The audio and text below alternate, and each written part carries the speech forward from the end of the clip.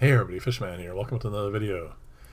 A video in which I am going to try and explain some of the complexities of what is happening in this planter filter.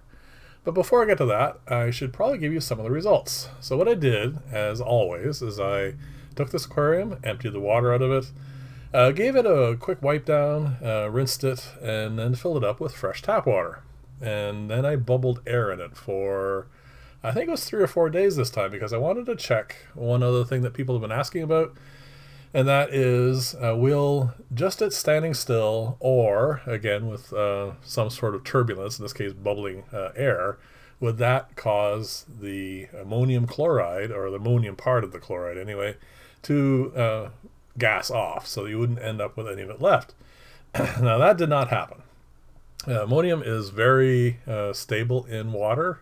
It is an ion, and it's quite happy to hang on to the water and stay in there, so it does not dissipate that way.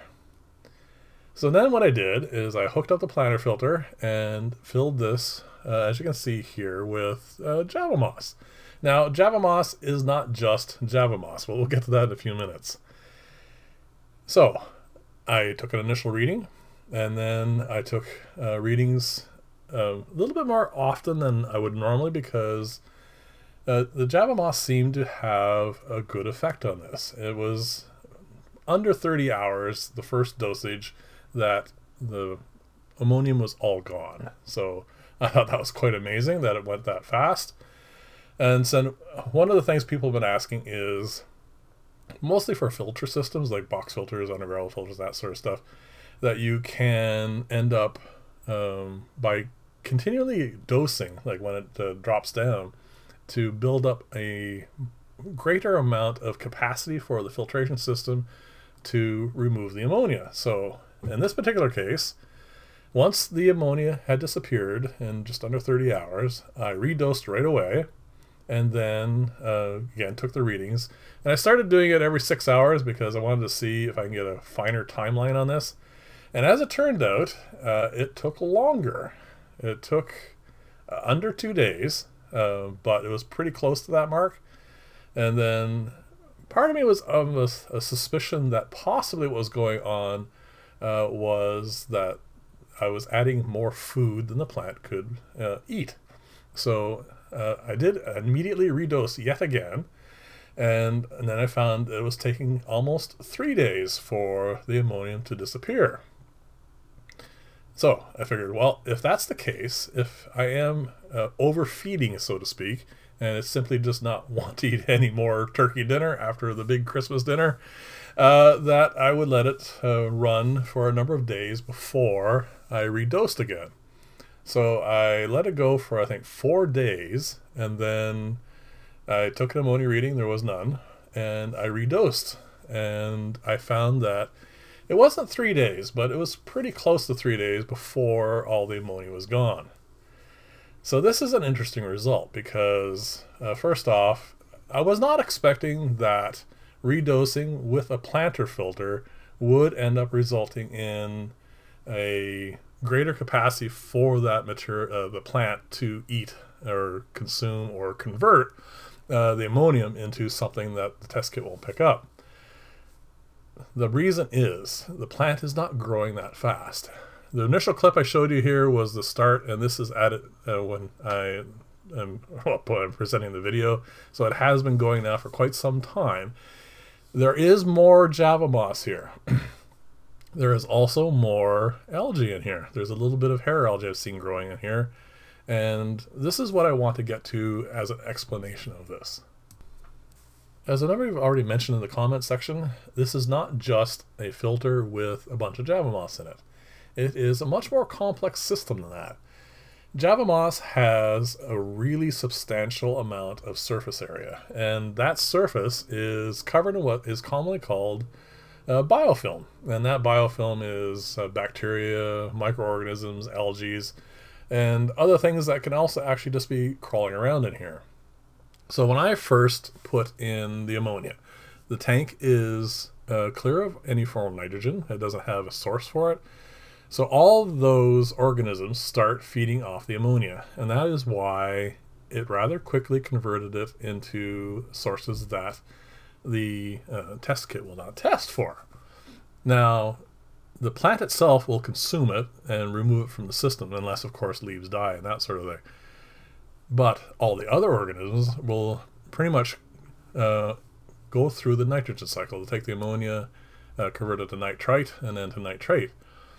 Now, plants in preference, for most part, not always, will preferentially eat ammonia over nitrate. That doesn't mean they're not consuming the nitrate, it just means that they're consuming the ammonia in preference.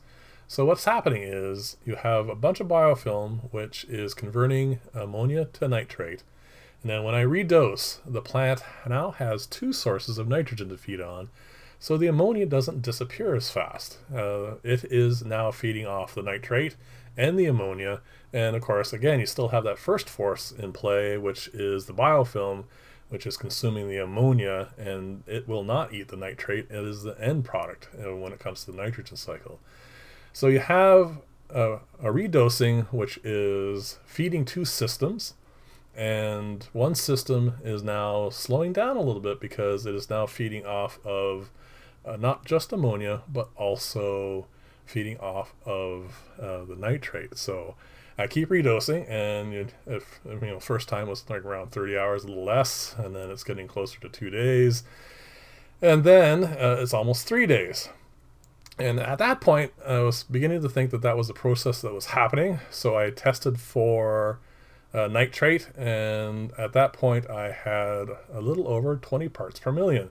So I am accumulating a fair amount of it because I have been dosing quite a bit in this tank, and that is the reason why it's slowing down so much. And even after the 4 days, there was a bit of a drop, but not significant enough. I mean, Java moss is a reasonably quick grower, but it's not growing that fast. It can't consume that much material, and it just ends up, like I said, not processing it fast enough. And then when I redosed it with ammonia yet again, it did quicken a little bit, but not significantly, and that is pretty much what you're going to end up with planter filters.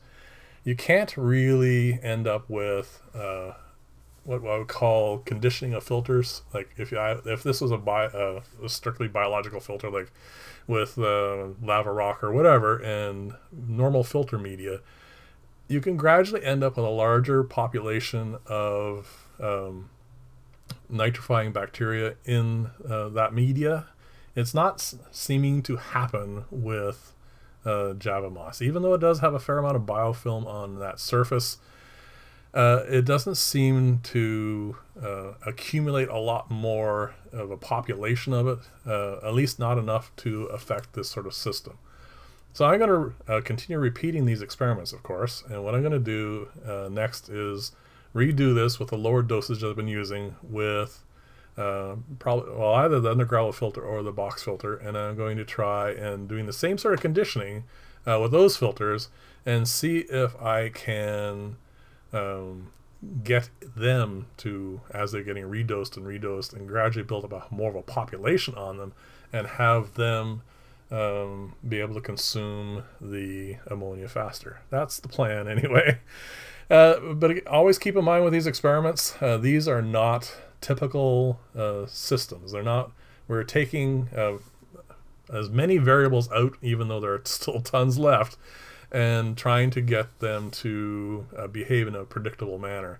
And that is sometimes ends up giving you kind of false results. In this particular case, I think it makes sense. Let me know in the comments section below for sure what you think of these kinds of results. And what I'm going to do is, like I said, I'm going to keep working with the other filters, and if I get anything interesting in it, I will definitely put up another video for you guys and let you know what's going on. I think these experiments are going to continue for quite some time, though. It's there's an awful lot of ways of looking at this, and I definitely don't want to leave anything out. And of course, if you have ideas for future experiments along this lines, definitely let me know.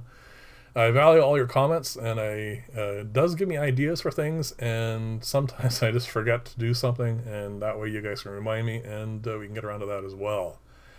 So I am going to first, of course, do either like the box filter or then a gravel filter and reconfirm those results, but we'll move on to other things, and definitely let me know what you think.